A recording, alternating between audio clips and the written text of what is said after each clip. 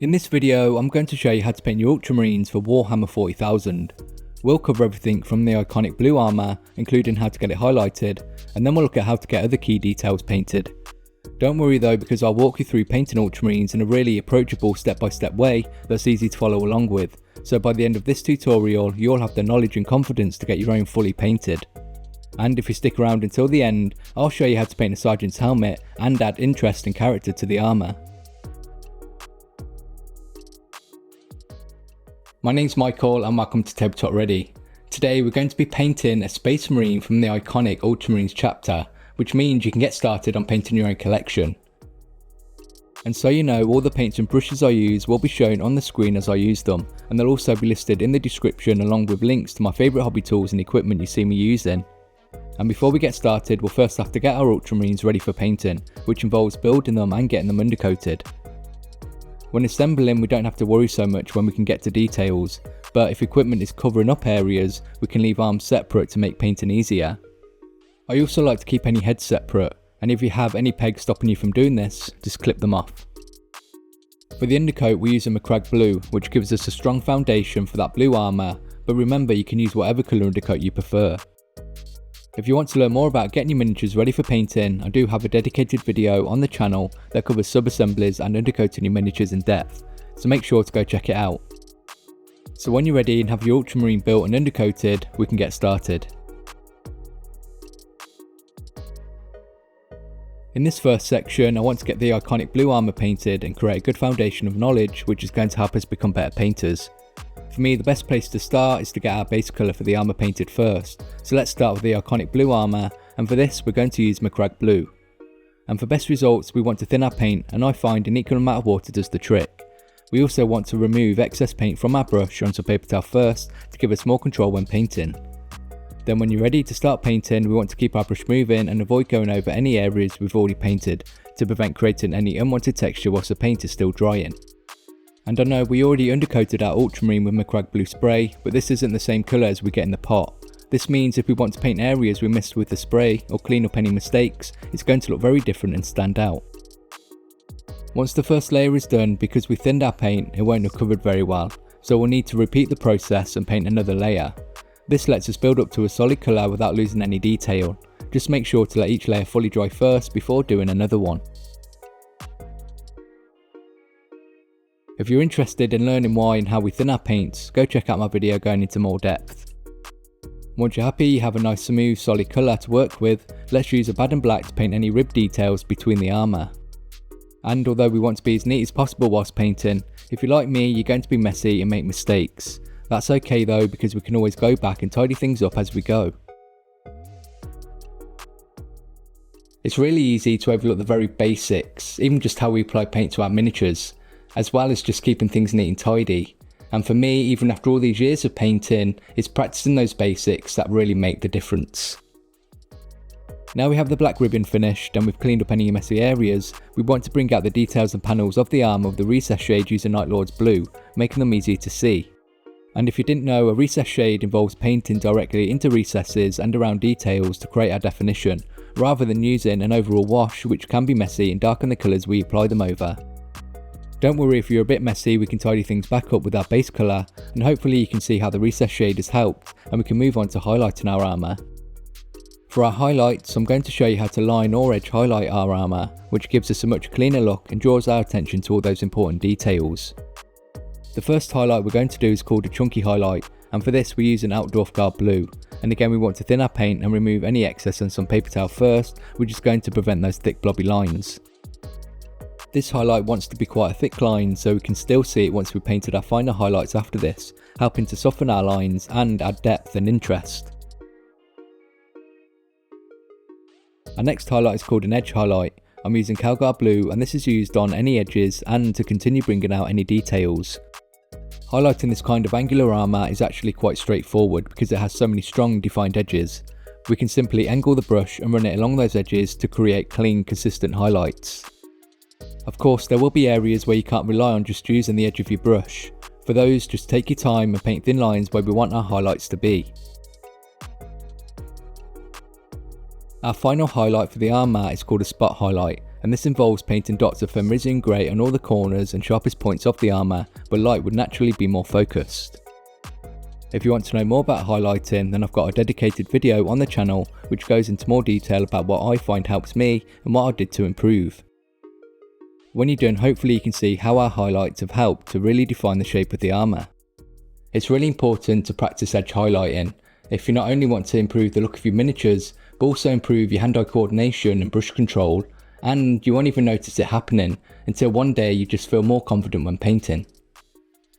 Let's finish this first section picking out all those rib details around the armour, starting with the Corvus Black to first pick out those raised ridges. Once that's done, let's use some Dawnstone more towards the centre of these ridges to really emphasise any curves they have. Now we know how to paint that iconic blue armour for Ultramarines, it's now time to start working on the other details, starting with weapons and equipment. Now I want to show you how to get the weapons and metallic details painted, which are an essential part of painting any Ultramarine. We can start by painting any silver details using Iron Hand steel, and we want to use our metallic paints in exactly the same way, thinning them and building up our base colours with multiple layers. Once you're done painting your silver base colour, we want to apply Nuln Oil, using enough to cover areas without it pulling up too much in details, and also keeping an eye on it as it dries. Once the shade is completely dried, highlight all the silver details with Stormhouse Silver to really bring out the edges and give the metal a clean finish. Now it's time to paint the gold trim and other decorative details, starting with Retributor armour. To help create our definition, making details easier to see, we can apply Reikland Flesh Shade, which is also going to add warmth to the gold. To clean up our gold details and make them more vibrant, let's layer Liberated Gold onto the raised areas, leaving the Reikland Flesh Shade shown in the recesses to keep all that definition. For any more prominent edges like on our trim, let's finish these with an edge highlight using Stormhouse Silver. We can't expect to be able to get everything painted in just one sitting, so why not just take your time and enjoy the process? It's a hobby after all, and if we paint with intention, you'll have something you can be really proud of once you're finished. Now our weapons and decorative details are done, let's work on painting any weapon casings using Abaddon Black for our base colour. We can then move straight to highlighting our weapon casings, starting with a chunky highlight with Corvus Black. After the chunky highlights are done, let's paint our edge highlights using Dawnstone. Now we've got the weapons and decorative details finished, we're nearly done, so let's paint the final details, including a few simple ways to add a little more interest to our Ultramarines. In this last section of the tutorial, let's look at finishing your Ultramarines and getting them ready for the tabletop. Let's start with any belts and leather pouches which are first painted with Mournfang Brown. When you have your solid base colour done, let's apply Nuln Oil to these areas to help create our definition. After the shade is dried, we can do our chunky highlights using Scrag Brown. We can then bring out the edges with an edge highlight using Baylor Brown.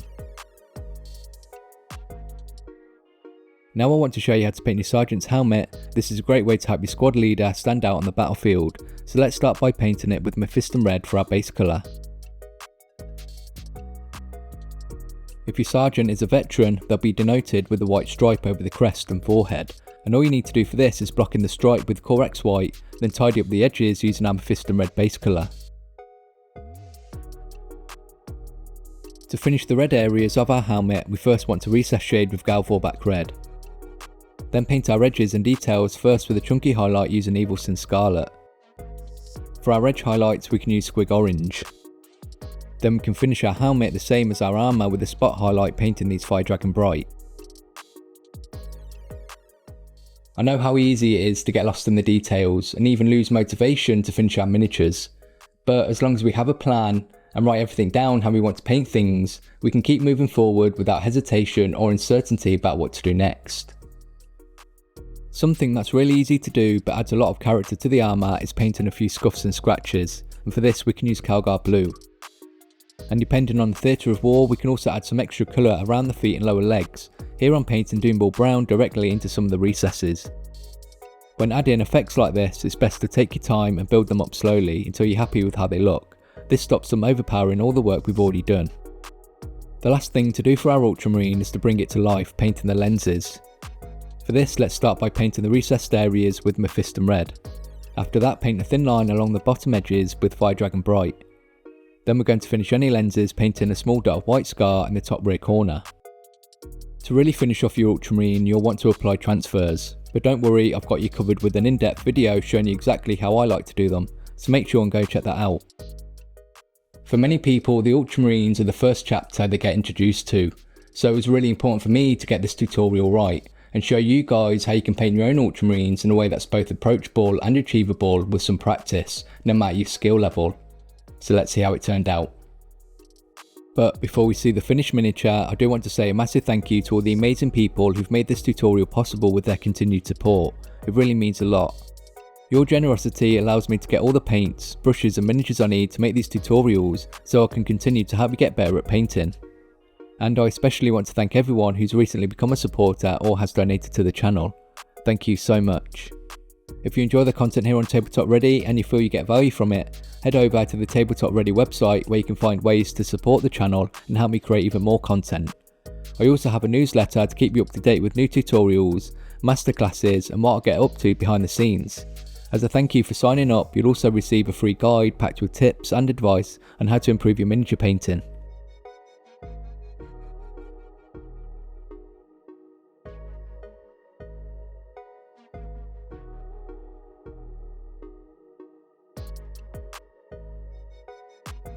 We've now finished painting our Ultramarine and I hope I've been able to give you the confidence and knowledge to paint your own.